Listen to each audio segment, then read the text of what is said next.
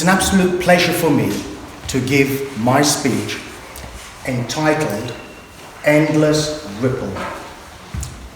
The purpose of this project is to share with you a theory. And the theory of the endless ripple is that a single act of kindness will create this endless ripple that will find its way back to you. Just imagine the stillest pond and a pebble being dropped into the center of it, and the ripple cascading out to the shores, and that ripple finding its way back. So it's my pleasure today to be able to expand on that theory. But before I do, let me ask a question. How many of you give it a thought, have the opportunity to show kindness every single day? A good number of you.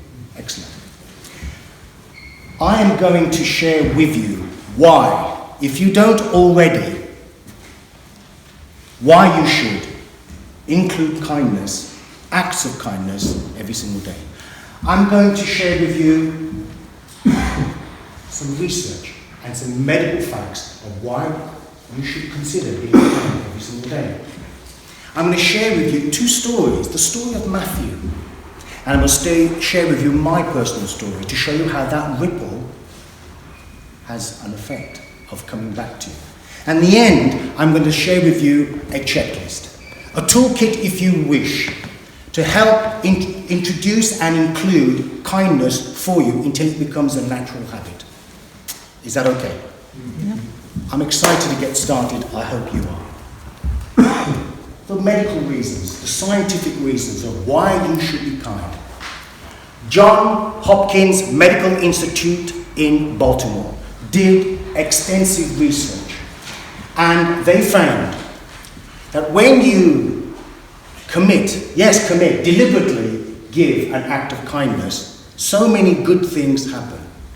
They found that an act of kindness in the person who gave the act of kindness lowers the cortisol in their system by 23%. Now, this is the hormone that creates stress in our lives, and because we have so much and we don't use that cortisol, it actually has an effect of creating anxiety, depression, leading on to other illnesses, heart attack, and the such like. So by being kind, you're reducing that in your system by at least 23%. They also discovered an act of kindness releases oxytocin.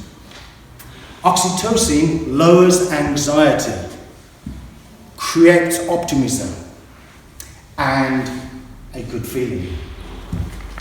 And of course, our very good friend and saviour, serotonin, is produced in significant quantities by the act of kindness. Serotonin, fellow Toastmasters, is that well-being, that happiness. It also is our natural antibiotic.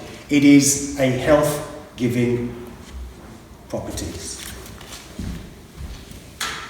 Those scientists calculated that if you include being kind every single day, you are increasing your chances to see past the age of 55 by over 40%.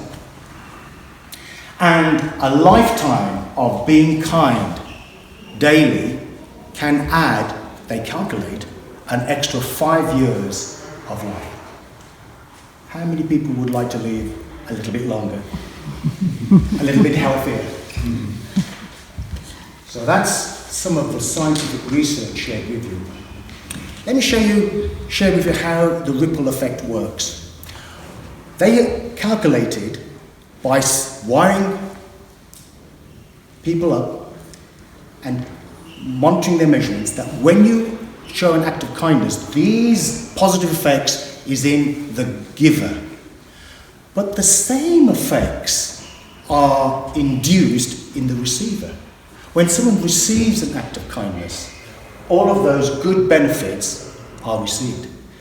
That's the first ripple. The next ripple is in the observer. when you get told a story of kindness, when you see an act of kindness, the feeling of well-being is shared in the observer. And therefore, there is a ripple that finds its way back. Let me tell you a particular example of Matthew.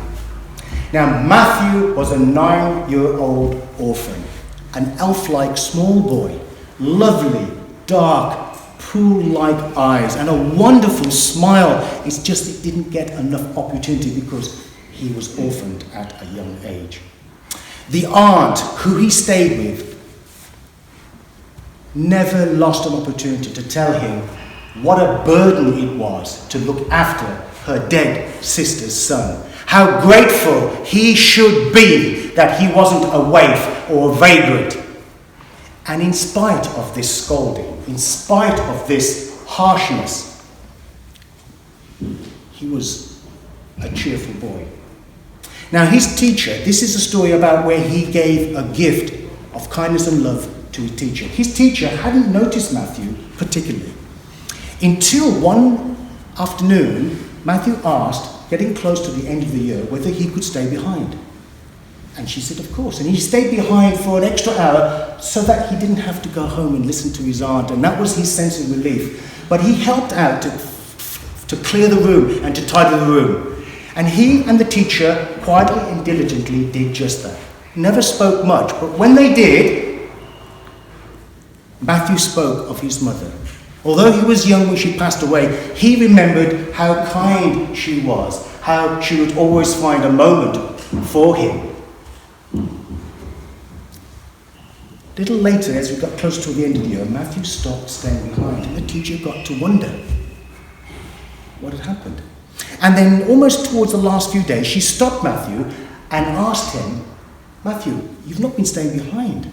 Is everything okay? You were my best helper. And she said, and I miss you. And at that, he started to get a bit tearful. He said, did you really miss me? He said, I'm making a present. And he scurried off, embarrassingly. The last day at school came. The teacher was just marking and finishing up. And she noticed from the corner of her eye, Matthew coming into the room. And just as she was finishing off, Matthew shuffled up like little penguin walks and was hiding something just behind him. He turned, and as she looked up, he was presenting something with open arms to her. It was a wrapped up little parcel. She said, what is it, Matthew? He said, it's a present. As she unwrapped it, she said, what's in it? He said, you won't see what's in it. You can't touch it. You can't feel it. And she said, well, as she opened it and looked in it, he said, and she said, there's nothing in it. He said, it's the love that comes from kindness. And it's what Mother said kept you warm at night. And when you're all alone, made you feel comforted. And it's best when you give it away. And he left. The teacher kept that little box and put it beside the piano at home. And when anybody came and asked, what's that box?